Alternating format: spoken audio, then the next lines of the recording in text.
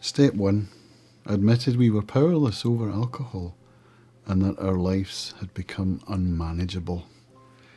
What does that mean? Well, I'm going to unpack that for you here today in terms of my own story, and I hope that it helps you to come to terms with what it actually means. Hi, I'm Cams. I'm an alcoholic. I'm sober today, and I get to keep that sobriety by giving some of it to you. So let's unpack step 1. What does it mean? Admitted we were powerless over alcohol. Okay, that's the first part of it. For me, that was not a difficult thing to come to terms with. There were a lot of times in my drinking career where I had planned to have one or a couple, and I'd ended up in blackout, and maybe on a 3-day binge. If that's not powerlessness, I don't know what is. But let's go back a bit.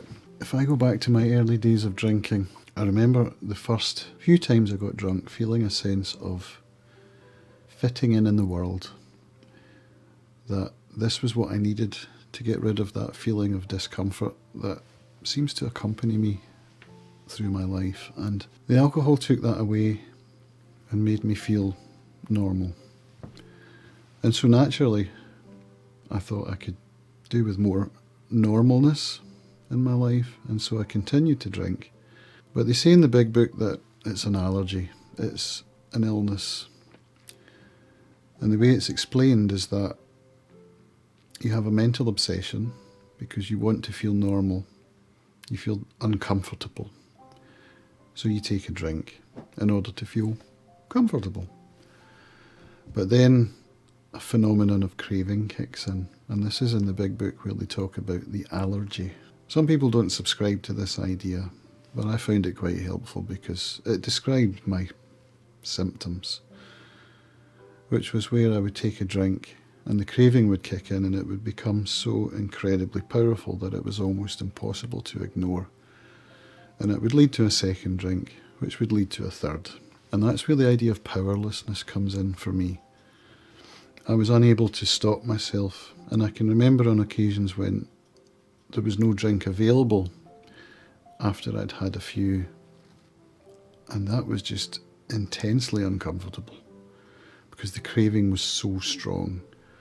And I remember sharing with my wife one time after I'd had a few drinks and pleading with her to let me go and get drunk in my office up in the attic in our apartment, and telling her that I was only hurting myself, I wasn't hurting anybody else, so please let me just go and get drunk. And I think I actually believed that I wasn't harming anybody else. I mean, that's just crazy, right? Another time I was at a concert with a friend, and we had a few drinks before the concert and then a few drinks after. Well, I did, he didn't because he was driving. And then we had to drive home, which was like a 3-hour drive. And I remember getting in the car with that glow, that buzz, that feeling, you know. And having to sit in the car for 3 hours without the possibility of having a drink because we didn't have any and everywhere was closed. It was like midnight, so that memory somehow sticks in my mind as a time when the craving was overpowering and I wasn't able to indulge the craving. And I remember thinking, when we get back to my pal's house, I'm going to drink so much because, you know. But then 3 hours later, that feeling had worn off and I was back to like, okay, I could use some sleep. So yeah, powerlessness is certainly a big factor in my life, and the idea of my life having become unmanageable, well, that instance of begging my wife to let me get drunk in the attic is not an instance of unmanageability. I'm not sure what is. But I think it's a bit more serious than that, because I know many, many people in Alcoholics Anonymous who lost families, who lost jobs, who lost everything.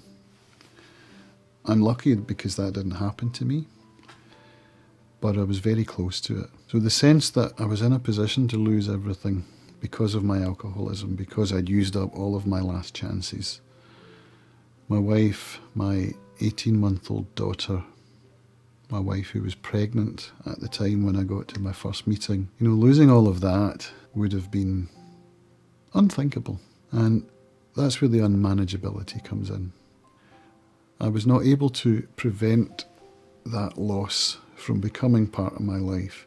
And that's where the unmanageability comes into my life.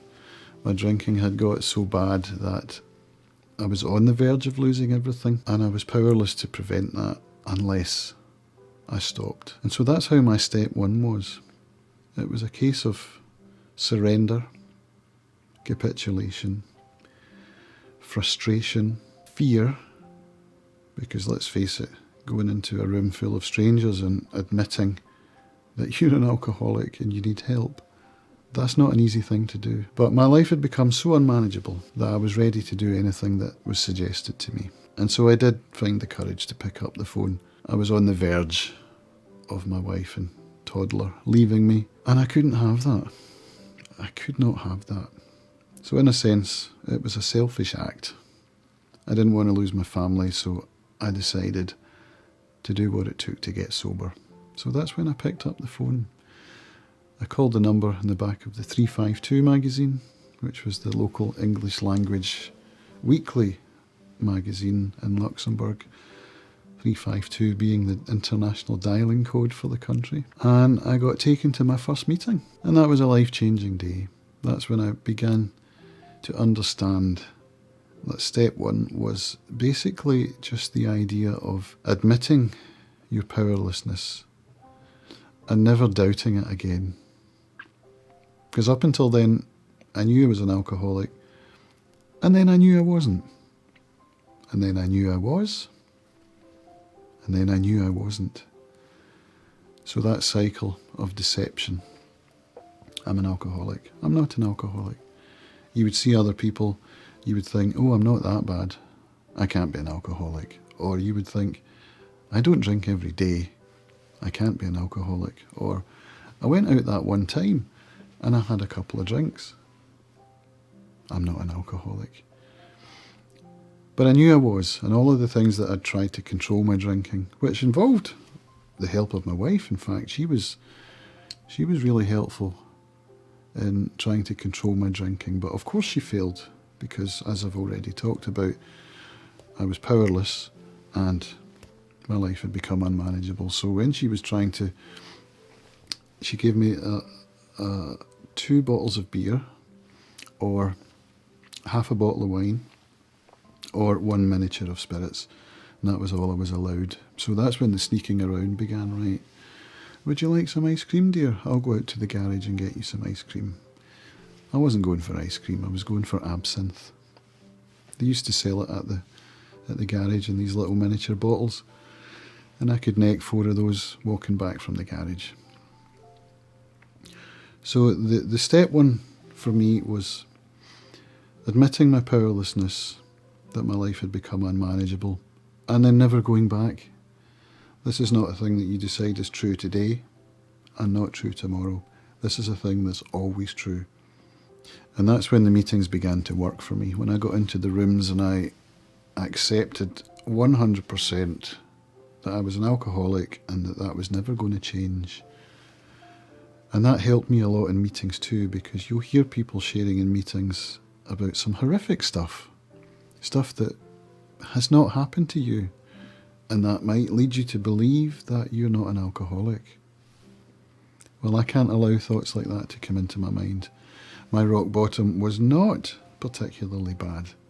I didn't kill anybody. I didn't lose my family. I never lost work. So far I'd got away with it. But there's a thing in AA called the yets. And this is helpful. This is a kind of step one idea, which is that none of those things have happened to me yet. Do you see what I mean? And so all I need to do is just keep hold of that step one, never let it go, never lose sight of the fact that I am an alcoholic and I cannot have that first drink. All I need to do for today is not pick up the first drink. It's really simple, right?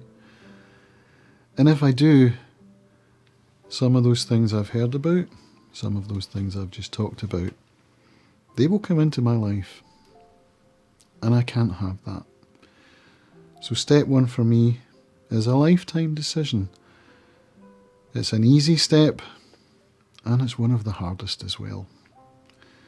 So if you're struggling to make that decision, maybe this video will help you. Maybe it's given you some food for thought. I hope so. If you'd like to see a playlist of the 12 steps of Alcoholics Anonymous described in 12 60-second videos, click on this link up here, where you'll get to see my little playlist explaining it all to you as succinctly as I can.